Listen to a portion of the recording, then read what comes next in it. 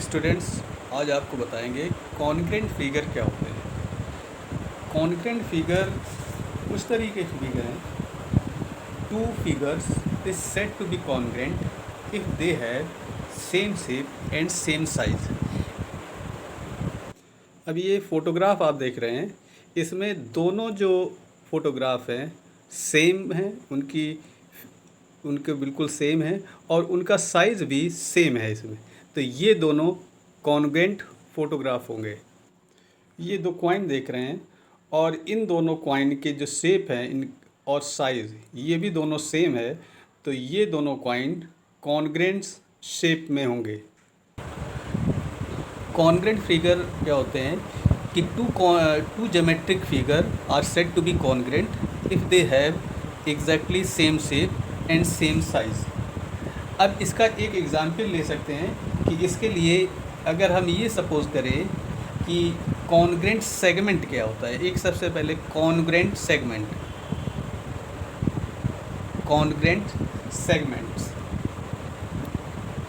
तो congruent segment में दो लाइन है, एक ये ए बी है और दूसरी C D line. A B और सी डी की जो लेंथ है, ए बी और सी डी की जो लेंथ है यहाँ पर सेम है, इसलिए ए बी और C D congruent line segment हो गए। ए बी और C D congruent line segment हो गए। इन दोनों की जो लेंथ है वो सेम होगी, इसलिए कॉन्ग्रेंट सेगमेंट ये कहलाएंगे कि कॉन्ग्रेंट सेगमेंट्स हैं, ए बी और सी डी की जो लेंथ इक्वल है। इसी तरीके से कॉन्ग्रेंट एंगल्स क्या होते हैं, तो ये नंबर सेकंड कॉन्ग्रेंट एंगल ये हो जाएगा। तो कॉन्ग्रेंट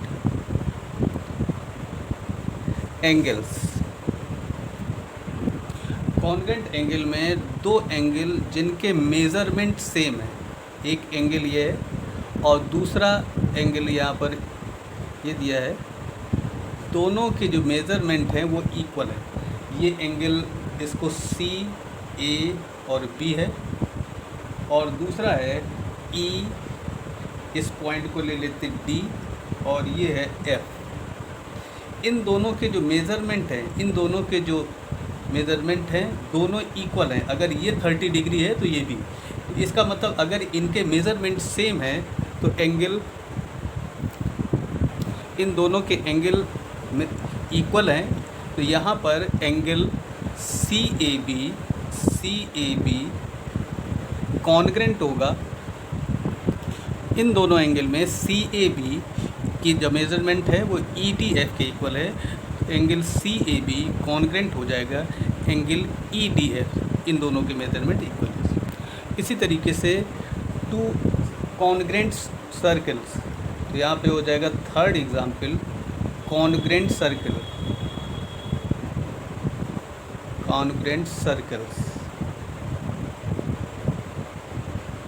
दो सर्किल कॉन्ग्रेंट होंगे अगर उनके रेडियस सेम होंगे।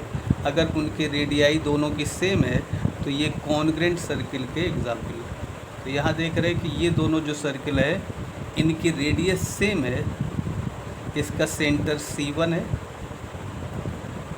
और इसका सेंटर ये C2 है। इनकी जो रेडियाई है, इनकी रेडियाई की जो वैल्यू वो सेम है, ये R1 है और ये यहाँ पर इसकी रेडियस R2 है। इसकी और इनकी जो रेडियस है वो सेम है, तो ये दोनों जो सर्किल होंगे वो कॉन्ग्रेंट सर्किल होंगे। तो दो सर्किल अगर कॉन्ग्रेंट होंगे तो उनकी अगर रेडियाई सेम होगी तो दोनों सर्किल कॉन्ग्रेंट सर्किल होंगे। फोर्थ एग्जाम्पल है कि कॉन्ग्रेंट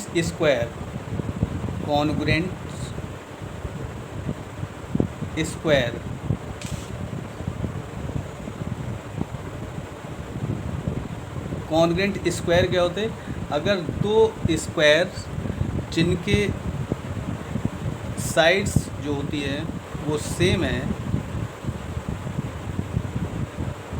ये दोनों कॉन्ग्रेंट स्क्वायर कहलाएंगे। These are called the ABCD, इसी तरीके से सेकंड है PQRS। दोनों की जो डायमेंशन है, रेडियस दोनों की सेम है, स्क्वायर है, सभी एंगल इसके 90 डिग्री होंगे। इसी तरीके से ये भी स्क्वायर है, इसकी भी दोनों की जो शेप है सेम है, जिसकी साइड दोनों की सेम है। तो ये दोनों स्क्वायर जो है वो कॉन्ग्रेंट स्क्वायर कहलाएंगे। दोनों की शेप और साइज सेम है, इसलिए congruent square ABCD, square ABCD ये कॉन्ग्रेंट हो जाएगा square PQRS। Square ABCD congruent होगा स्क्वायर PQRS के। दो ट्रायंगल या कॉन्ग्रेंट ट्रायंगल क्या होते हैं कि अगर उसके लिए कुछ कंडीशन, दो ट्रायंगल कुछ कंडीशन को सेटिस्फाई करेंगे तो वो कॉन्ग्रेंट ट्रायंगल कहलाएंगे। जैसे कि if two triangles are said to be congruent, if the two triangle are congruent, if the three sides are equal to the corresponding side of the other triangle. इसका मतलब अगर किसी भी ट्रायंगल की three sides दूसरे triangle के three sides के equal है तो वे उन दोनों ट्रायंगल को कॉन्ग्रेंट ट्रायंगल कहेंगे। ये दोनों ट्रायंगल हैं ABC और ये है ये PQ और R है। यहाँ पर इसकी वैल्यू AB की वैल्यू 3 है सेंटीमीटर, AB की 3 सेंटीमीटर और ये PQ की भी 3 सेंटीमीटर। तो ये side AB is corresponding to PQ है, तो इसकी लेंथ इसकी। BC की जो लेंथ है ये 4 सेंटीमीटर है, तो BC की वैल्यू यहाँ पर 4 से, और यहाँ पर QR की वैल्यू भी 4 सेंटीमीटर है। तो यहाँ पर ये इसके करस्पॉन्डिंग है, यानी AB करस्पॉन्डिंग टू PQ है, BC करस्पॉन्डिंग टू यानी 4 सेंटीमीटर, और इसकी वैल्यू अगर 3.5 सेंटीमीटर है तो ये अगर 3.5 सेंटीमीटर और इसकी वैल्यू भी 3.5 centimetre. AB corresponding to PQ, BC corresponding to इसकी वैल्यू 4 तो ये इसके इक्वल है, तो BC करस्पॉन्डिंग टू QR, और AC करस्पॉन्डिंग, AC की जो वैल्यू है यहाँ पर 3.5 सेंटीमीटर है, तो AC करस्पॉन्डिंग टू PR है। तो ये जो ट्रायंगल होगा, ट्रायंगल ABC ये कॉन्ग्रेंट होगा ट्रायंगल PQR के, और यहाँ पर इसकी 3 साइड्स हैं। ये साइड है इसके इक्वल, ये साइड इसके, और ये साइड इसके इक्वल है। तो यहाँ इस कॉन्ग्रेंसी को साइड साइड साइड, इसको side side side side side, या इसी को हम लोग SSS congruence. Second congruent triangle की कंडीशन है the two triangles are congruent if the angles and the included side of one triangle are equal to the corresponding two angles and the included side of the other triangle। इसका मतलब ये है कि दो triangle हैं और दो triangle में अगर दो एंगल और उनकी एक करस्पॉन्डिंग साइड दूसरे ट्रायंगल के दो एंगल और उसकी करस्पॉन्डिंग साइड के अगर इक्वल है तो वो दोनों ट्रायंगल कॉन्ग्रेंट होते हैं।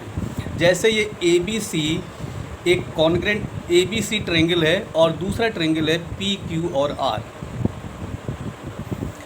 इन दोनों ट्रायंगल में यहाँ पर एंगल B की वैल्यू 60 डिग्री है और एंगल C की वैल्यू 30 डिग्री, और इस BC साइड की वैल्यू 4 सेंटीमीटर है। इसी तरीके से दूसरा ट्रायंगल है PQR, इसमें इस एंगल की वैल्यू भी 60 डिग्री है और 60 डिग्री है, और यहाँ पर एंगल R की वैल्यू 30 डिग्री है और इस QR साइड की वैल्यू 4 सेंटीमीटर। तो यहाँ ये देख रहे हैं कि इन दोनों ट्रायंगल में यहाँ पर इस B की वैल्यू इसके इक्वल है, ये करस्पॉन्डिंग एंगल, दूसरा C की वैल्यू इस R की वैल्यू के इक्वल है, और इस BC की वैल्यू QR के इक्वल है।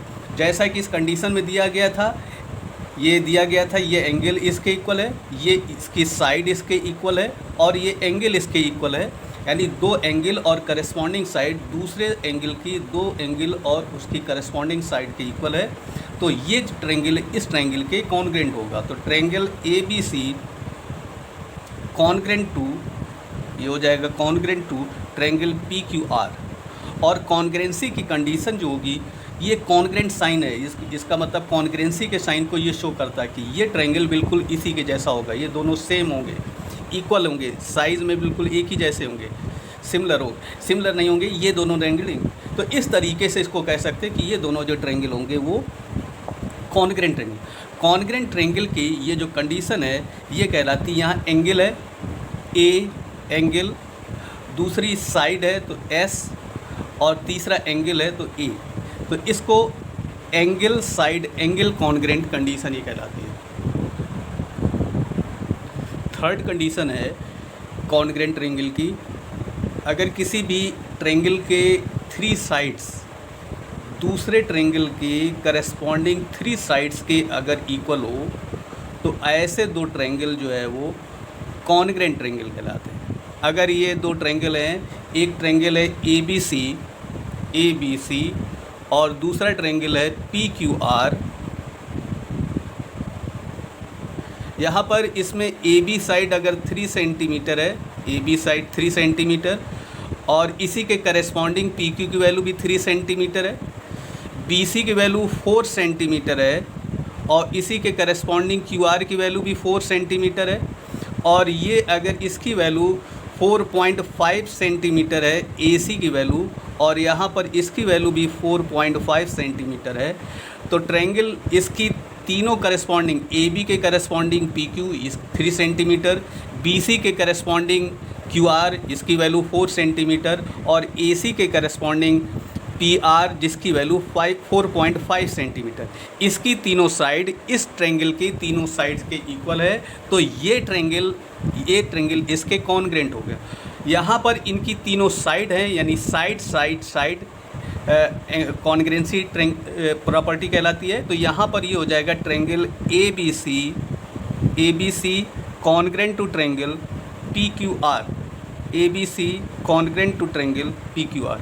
और ये कॉन्ग्रेंसी की कंडीशन एस का मतलब यहाँ पर युवा साइड, इस दूसरी भी साइड है और तीसरी भी साइड है, इस तरीके से ये जो कंडीशन कहलाती है ये एस कॉन्ग्रेंसी प्रॉपर्टी कहलाती है। इसकी तीनों साइड इसके तीनों साइड के इक्वल होती है, यानी करस्पॉन्डिंग साइड के इक्वल होती, तो ये कंडीशन एस कॉन्ग्रेंसी कंडीशन कहलाती है। थर्ड कंडीशन है आर एच एस का मतलब है hypotenuse, R means hypotenuse, H मतलब ये हुआ, आर का मतलब राइट एंगल, एच का मतलब हाइपोटेनस, और एस का मतलब साइड। किसी दो राइट एंगल ट्रायंगल हैं, और दो राइट एंगल ट्रायंगल में अगर उसमें से एक ट्रायंगल का हाइपोटेनस और एक साइड दूसरे राइट एंगल ट्रायंगल के हाइपोटेनस और एक साइड के अगर इक्वल है, तो वो दोनों ट्रायंगल जो होंगे वो कॉन्ग्रेंट ट्रायंगल होंगे, और ये कंडीशन कहलाएगी R H S condition. R means 90 degree, ये राइट एंगल ट्रायंगल है तो इसका एक एंगल 90 डिग्री, तो एक एंगल ये 90 डिग्री, इसमें बी है और इसकी क्यू वैल्यू, ये इसका हाइपोटेनस है, इसकी वैल्यू अगर 5 सेंटीमीटर है और इसकी वैल्यू भी अगर ये 5 सेंटीमीटर है, तो ये दोनों साइड इसकी इक्वल, और थर्ड इसमें से एक साइड इसकी इक्वल है, तो इसकी वैल्यू अगर 3 सेंटीमीटर है और इस 3 सेंटीमीटर और इसकी वैल्यू यानी पी क्यू की वैल्यू भी यहाँ पर 3 सेंटीमीटर है, तो triangle A B C congruent होगा ट्रायंगल पी क्यू आर के। Triangle A B C congruent to triangle P Q R, तो यहाँ पर ये 90 डिग्री था, ये इसलिए ये राइट एंगल ट्रायंगल है ये दोनों। इसकी हाइपोटेनस जिसकी वैल्यू 5 सेंटीमीटर इसके इक्वल है, और यहाँ पर एक साइड है, एस मीन साइड, तो ये इसके इक्वल है, तो ये कंडीशन कहलाती है आर एच एस, यानी right angle, S means hypotenuse और एस मीन्स साइड, तो ये फोर्थ कंडीशन है, इसको कहते हैं RHS कंडीशन, जिसमें से दो राइट एंगल ट्रायंगल कॉन्ग्रेंट किस तरीके से होते हैं ये इसमें एक्सप्लेन किया गया है।